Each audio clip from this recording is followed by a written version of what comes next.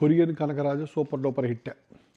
Chiranjeevi garu Varun Tej cinema blockbuster చేయడం కోసం వెళ్తున్నాడు. ఓకే, సరే వరుణ్ తేజ్ ఎవడో నాగబాబు కొడుకు, మరి ఈయన ఎవరో సూపర్ స్టార్ కృష్ణ గారు ఒకప్పుడు రైజింగ్ స్టార్ ఒక కొడుకు. ఓకే, రమేష్ బాబు కొడుకు. ఈయనకి సినిమా ప్రారంభోత్సవానికి ఎవడు రాలేదు, ప్రీ రిలీజ్ ఈవెంట్కి ఎవడు రాలేదు, స్టూడియోకి కూడా ఎవడు రాలేదు. ఆనాక థ్యాంక్స్ మీటింగ్కి పెట్టేవాడు పెట్టాడు ఆయన బాబాయ్ గారు, దానికి కూడా ఏదో నలుగురు వచ్చారు. ఇంతలాగా ఇంత అందమైన ఫేస్, ఎంత స్టార్ క్యాపబిలిటీ ఉన్నవాడిని ఇప్పుడు ఇతనికి ఇలా దిక్కు లేకుండా చేసేసారు. ఓకే, నేను అనుకోవడం కానీ ఇతను సూపర్ స్టార్ అవుతాడు అనేది తిరుగులేదు. ఇతను మహేష్ బాబు కంటే కూడా బాబు అవుతాడు అనేది తిరుగులేదు. అయితే ఈ ప్రొడ్యూసర్లకి ఎవరికైనా సరే కర్చీఫ్ వేసుకోవడం బెస్ట్ ఎప్పటికైనా. నేను కూడా మైత్రి మూవీస్ వాళ్ళను, తర్వాత శంకర అతను కూడా అనిల్ శంకర కూడా కర్చీఫ్ వేసినట్టున్నాడు. సో మైత్రి వాళ్ళు వేయటం చాలా సూచకం. వాళ్ళకి హీరోలు కావాలి, ఎందుకంటే ఇప్పుడు రవితేజకి ఏజ్ వచ్చేసింది, రామ్ చరణ్ తేజ్, అల్లు అర్జున్ వీళ్ళందరూ అప్పుడప్పుడు సినిమాలు చేస్తారు. సో అందరికీ కాల్షీలు దొరకవు. వాళ్ళకి కూడా థియేటర్లకి రప్పించే మంచి మాస్ గ్రేస్ ఉన్న హీరో కావాలి, ఇతనికి ఉంది అది. ఓకే, ఈసారి మార్కెటింగ్ చేసుకోవాలి. నెక్స్ట్ పిక్చర్ మహేష్ బాబుని నమ్ముకోకుండా ఈసారి మార్కెట్ చేయాలి అతన్ని వేరే రకంగా. ఓకే, ఎనీ కేస్ మన శ్రీనివాస మంగాపురం ఇతను సూపర్ హీరోగా నిలబెట్టింది, కానీ ఈ సినిమా ఎందుకు కమర్షియల్గా హిట్ అవ్వలేదు. అంటే 7 కోట్లు 8 కోట్లు కలెక్ట్ చేసింది. ఓకే, ఆ 7 కోట్లు 8 కోట్లు కృష్ణ ఫ్యాన్స్ నెత్తినేసుకొని పబ్లిసిటీ చేసి చూడటం వల్ల, చూపించడం వల్ల ఈ సినిమా వచ్చింది, అది సంగతి. అయితే ఈ సినిమా ఎందుకు ఫెయిల్ అయిందంటే 6 కారణాలు. నేను చెప్పిన తర్వాత లెక్క పెడదాం. మొదటి కారణం, ఈ సినిమాని తీసుకెళ్ళి స్పైడర్ మ్యాన్తో రిలీజ్ చేశాడు. ఈ మాట నేను చెప్పలేదు, నట్టి కుమార్ అని అతను చెప్పాడు. స్పైడర్ మ్యాన్తో రిలీజ్ చేయడం వల్ల ఆ స్పైడర్ మ్యాన్ దెబ్బని తట్టుకోలేకపోయింది. ఇంతకు ముందర 2008లోనే ఎప్పుడో స్పైడర్ మ్యాన్తో పాటు శ్రీహరి సినిమా రిలీజ్ అయితే దానికి 450 రూపాయల కలెక్షన్ వచ్చిందంట. సో స్పైడర్ మ్యాన్తో రిలీజ్ చేయడం ఒక తప్పు. రెండోది, ఈ కృష్ణ గారి మనోడు హీరోగా వస్తున్నాడు, వారసుడు వస్తున్నాడు, కృష్ణ గారి వారసుడు వస్తున్నాడు, రమేష్ బాబు గారి కొడుకు వస్తున్నాడు, మహేష్ బాబు తర్వాత వీడే నెక్స్ట్ వాడు అనే ఒక ఇది ఎస్టాబ్లిష్ చేయలేకపోయారు. ప్రేక్షకులు ఎవరికి చాలామంది తెలియదు ఆ విషయం. అది సరిగ్గా లాంచ్ చేయలేదు. ఎందుకంటే ఎక్కడ కూడా వీళ్ళ ఫ్యామిలీకి సంబంధించిన వాళ్ళు ఎవ్వరు కూడా బయట కనపడలేదు. మంజుల కనపడలేదు, పద్మావతి గారు కనపడలేదు, ఎవరు కనపడలేదు. సో అలా లాంచ్ చేసుంటే కనుక వేరే ఉండేది. మూడోది, అజయ్ భూపతిని లాంచ్ చేయమన్నారు. అజయ్ భూపతి దగ్గర ఒక స్టోరీ ఉంది, కానీ అది RX 100 లాంటి స్టోరీ కాదు, అది అర్జున్ రెడ్డి లాంటి స్టోరీ కాదు. ఎందుకంటే ఒక స్టార్ లెగసీ నుంచి వచ్చిన వాళ్ళు లాంచ్ చేసేటప్పుడు స్టోరీలో వాళ్ళు రాసుకుంటారు, అన్ని రకాలుగా ఫైట్లు, డ్యాన్సులు, డైలాగ్స్ అన్ని రకాలుగా అయితే ఆవిష్కరించాలి, కాబట్టి అది చూసుకొని రాసుకుంటారు వాళ్ళు. సో మంచి స్టోరీగా రాసినా కానీ, మంచి స్క్రీన్ పైన ఇచ్చాడు, కానీ అజయ్ భూపతి రొటీన్ స్టోరీ ఎత్తుకోవాల్సి వస్తుంది. ఎందుకు అంటే ఒక హీరోని లాంచ్ చేయాలంటే స్టోరీ అలాగే ఉండాలి. సో ఒక లెగసీ స్టార్ని లాంచ్ చేస్తున్న ఉద్దేశంతో అతను కమర్షియల్గా ఉండే స్టోరీ ఫార్మాట్ తీసుకున్నాడు. 6 అద్భుతమైన పాటలు పెట్టాడు, 4 అద్భుతమైన ఫైట్లు ఉండే.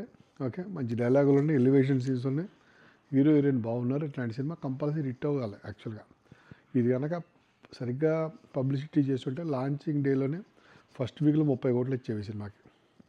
సో కానీ ఒక స్టార్ సన్ లాంచ్ కోసం రాసుకున్న స్టోరీని ఎప్పుడైతే ఫ్యామిలీ డిజోన్ చేసుకున్నారో, మహేష్ బాబు ఎప్పుడైతే ఇతని ఈవెంట్కి రాలేదో, ఇతను స్టార్ హీరోస్ లెగసీకి అర్హత లేకుండా అయిపోయింది. సో ఇతను ఇండివిజువల్ క్రెడిబిలిటీ మీద ఆడాల్సి వచ్చింది సినిమా. స్టార్ ఫ్యామిలీ నుంచి వచ్చిన వాడిగా ఆడలేదు. ఓకే, దానివల్ల ఏమవుద్దంటే థియేటర్కి వెళ్ళిన వాళ్ళు ఇతను చూడటం కంటే కూడా అర్జున్ రెడ్డినో లేకపోతే RX 100 ఇలాంటి సినిమా చూడటం కోసం వెళ్ళారు. ఓకే, ఇతను చూడటం కోసం వెళ్ళలేదు, ఎందుకంటే ఇతని మీద క్యూరియాసిటీ మనం క్రియేట్ చేయాల. కృష్ణ ఫ్యాన్స్కి ఎలాగో క్యూరియాసిటీ ఉంది, నాకైతే అదిరిపోయింది, మిగతా ఆడియన్స్ క్రియేట్ చేయాలి, అదొక కారణం. సో అజయ్ భూపతికి ఎట్లాంటి సినిమా తీయాలనే దాంట్లో ముందర స్టార్ ఫ్యామిలీ నుంచి వచ్చిన వాడిని లాంచ్ చేద్దాం అనుకున్నాడు, కానీ చివరికి లాంచ్ చేసింది ఏ దిక్కు లేనివాడిని. ఓకే, అర్జున్ రెడ్డి లాంటి స్టోరీను, లేకపోతే RX 100 లాంటి రా స్టోరీను అయితే సరిపోయింది. తర్వాత 5వ పాయింట్ నాకేమనిపించిందంటే, వీళ్ళకి కొంచెం భగవంతుడి కృప కూడా కలిసి రాలేదనిపిస్తుంది. ఎందుకంటే ఈ సినిమా స్టోరీ తిరుపతిలో తీశారు. తిరుపతిలో తీస్తే తిరుపతిలో ఫ్యాక్షన్ గొడవలు వెనకాలేమో ఏడుగుంటలు కనపడుతూ ఉంటాయి.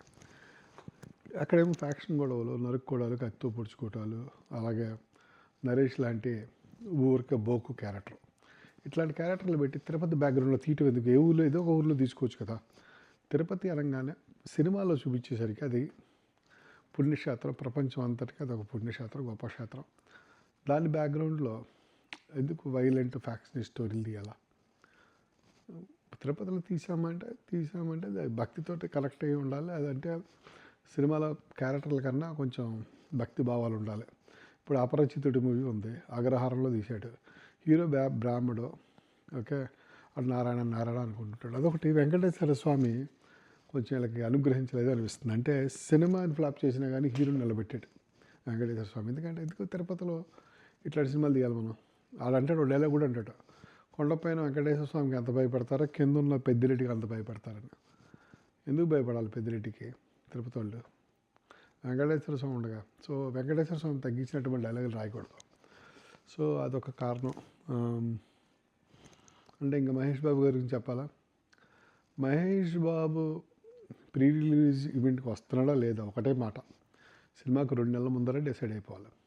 రావట్లేదా, మార్కెటింగ్ ఎలా చేద్దాం, ఎలా లాంచ్ చేద్దాం అనేది ప్రొడ్యూసర్లకు, అందుకోసమే ప్రొడ్యూసర్ చేతిలో ఆదిశేషగిరిరావు గారు పెట్టారు. అది అశ్విని దత్ బాధ్యత, అశ్విని దత్ పిల్లల బాధ్యత. వాళ్ళు బ్యానర్ మీద ఎందుకు రిలీజ్ చేశారు? వాళ్ళు మార్కెటింగ్ చేస్తారని. ఆదిశేషగిరిరావు గారే డబ్బులు ఇచ్చినట్టున్నారు వెనకాల ఉండి, కానీ ఇంగ్ల బ్యానర్ మీద లాంచ్ చేసింది సరిగ్గా మార్కెటింగ్ చేస్తారు. ఇంత పూర్గా మార్కెటింగ్ చేస్తారు అనుకోలేదు. పాప అన్ని చోట్లని జయకృష్ణని వదిలేశారు. జయకృష్ణ, అజయ్ భూపతి, ప్రశాంత్ అడాని, వీళ్ళు ముగ్గురే పాపం చాలా కష్టపడ్డారు. సరిపోలేదు, 8 కోట్లు అయితే వచ్చినాయి.